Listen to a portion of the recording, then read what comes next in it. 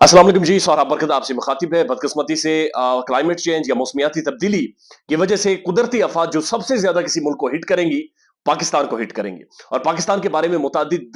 जो think tanks हैं, मुतादिद जो रिसर्चेज हैं, साइंसदान हैं, डच के हों, अमेरिकन हों, यूरोप के हों, बाकायदा से ये क्लेम कर रहे हैं कि आने वाले टाइम में जो जलजला या फिर गैर मामूली बारिशें किसी मुल्क को हिट करेंगी, तो वो तेहरान होगा, तुर्की होगा और फिर पाकिस्तान होगा। और पाकिस्तान के बारे में खास तौर पर कहा जा रहा है कि आने वाले किसी भी टाइम पाकिस्तान में एक स्फीयर किस्म का, एक खौफनाक किस्म का जलजला पाकिस्तान को बहरहाल हिट कर सकता है। इससे पहले आज से तकरीबन 3 से 4 दिन पहले हमने देखा कि पाकिस्तान में 6.8 शिद्दत का जलजला आया, जबकि इसका जो मरकज था वो 7.7 शिद्दत का जलजला वहां पर महसूस किया गया। आजाद कश्मीर में 2005 में जो हमने जलजला फेस किया था वो आपको बताते हैं। लेकिन इस जलजला जो पाकिस्तान में 6.8 शिद्दत का आया है, इसके हवाले से अब जो खबरें रिपोर्ट हो रही है खबर पख्तूनख्वा से, वो बड़ी खौफनाक है, लेकिन वो समझने से ताल्लुक रखती हैं। यानी खबर पख्तूनख्वा के अंदर कुछ हलाकतें हुई हैं, कुछ लोगों की अमवात हुई हैं, कुछ बच्चे भी मरे हैं। लेकिन उनकी जो कहानी है वो बड़ी इंटरेस्टिंग है, बड़ी दिलचस्प है। और वो एक एक आप कह सकते हैं कि समझने से ताल्लुक रखती है कि क्या चीज अगर इस जैसी गैर मामूली सूरत हाल बन जाती है तो आपने क्या करना है, किस तरह से बचना है, किस तरह से अपनी जिंदगी बचानी है,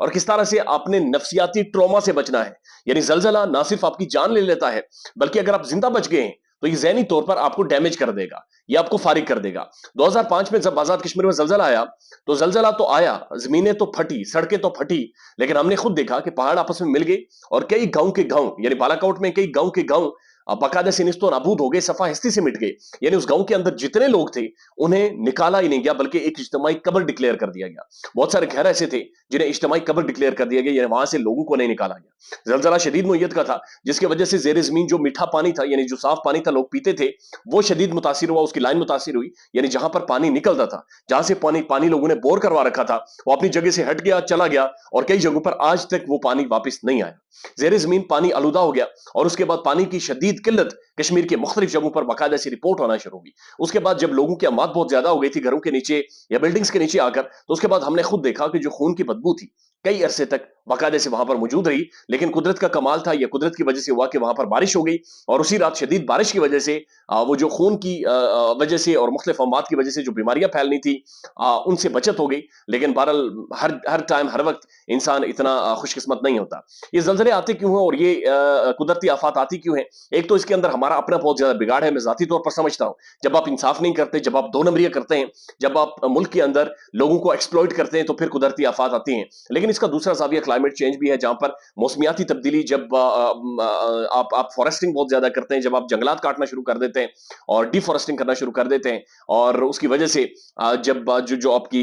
हीट है बहुत ज्यादा बन जाती है, तो फिर मौसम तब्दील होना शुरू हो जाते हैं। और क्लाइमेट चेंज जो कि एक बहुत बड़ा डिजास्टर, और पेरिस के अंदर आपको याद होगा 194 ममालिक की बाकायदा से इसके ऊपर बैठक हुई, डिस्कशन हुई थी, और ये कहा गया था कि किसी तरह से इससे निपटा जाए, और नहीं निपट सके। लेकिन खबर पख्तूनख्वा में हालिया जो जलजले में एक 10 साल बच्चे को रिपोर्ट किया जा रहा है, कुछ जो जवान लड़के हैं उनके बारे में रिपोर्ट किया जा रहा है कि उनकी अमात हुई है। ये बात समझने की जरूरत है कि जब भी जलजला आए, तो जो इन बच्चों की अमात रिपोर्ट हुई है, जो कश्मीर में 2005 में रिपोर्ट हुई थी, उसकी बुनियादी वजह घर गिरने का, बिल्डिंग गिरने की तो थी, लेकिन उसके बावजूद भी कई बिल्डिंग्स और घर नहीं गिरे, लेकिन लोगों की अमवात हो गई। उसकी वजह दिल फटना था, या फिर किसी भी चीज के साथ टक्कर लगकर उन लोगों की मौत हो जाती है। जब जलजला आए, जब आप शिद्दत से भागना शुरू कर देते हैं, और वो जो एक कुछ सेकंड्स का ट्रॉमा होता है, वो कुछ सेकंड्स का पैनिक करना होता है, उस दौरान आपको एक सीवियर किस्म का या तो ब्रेन हेमरेज हो सकता है, या फिर आपका दिल फट सकता है, क्योंकि वो खौफ की फिजा कायम हो जाती है, और आपको ऐसा महसूस होता है जैसे आपके सामने सिर्फ आपकी मौत खड़ी है, और कुछ ही सेकंड्स में आप इस दुनिया से चले जाएंगे, आपकी मौत हो जाएगी, और बड़ी भयानक तरीके से मौत हो जाएगी।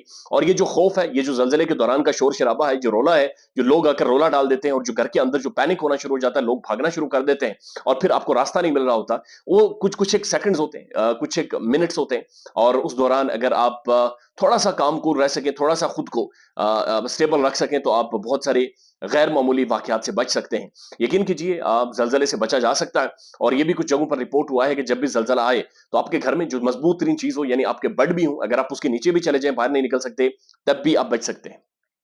ऐसी जगह पर खड़े हो जहां पर आपका दरवाजा हो, यानी दरवाजे के ऊपर की जो जगह होती है वो ठीक ठाक मजबूत होती है, बिल्डिंग गिर भी जाए वो अक्सर नहीं गिरा करती, खासतौर पर घरों में, तो उसके नीचे जाकर खड़े हो जाओ। लेकिन अगर मुमकिन हो कि आप घर से बाहर ना निकल सकें, क्योंकि जो अमात रिपोर्ट हो रही है उनकी बुनियादी वजह यह है कि जब जलजला आया, लोगों ने पैनिक करना शुरू कर दिया, शोर शराबा मचा, और उस शोर शराबे में जो कमजोर दिल वाले थे, जो जो बच्चे थे, कुछ जवान थे, उनके दिल फट गए, उनकी उनके उनका ब्रेन हेमरेज हो गया, और वो इस दुनिया से चले गए। खुदा ना खास्ता अगर शायद ये इतना खौफ में ना जाते, पैनिक में ना जाते, तो उनकी जिंदगी बच सकती थी। کوئی بھی خیر معمولی حالات ہو، آپ نے پینک نہیں کرنا، خوف میں نہیں آنا، بس یہ جان لیجئے، سمجھ لیجئے کہ اس وقت کی جو تھوڑی سی آپ کی کانشیسنس ہے، تھوڑی سی آپ کی پریزنس ہے، وہ آپ کو آپ کی زندگی بچا سکتی ہے۔ خیال رکھیے گا اپنا، اللہ حافظ۔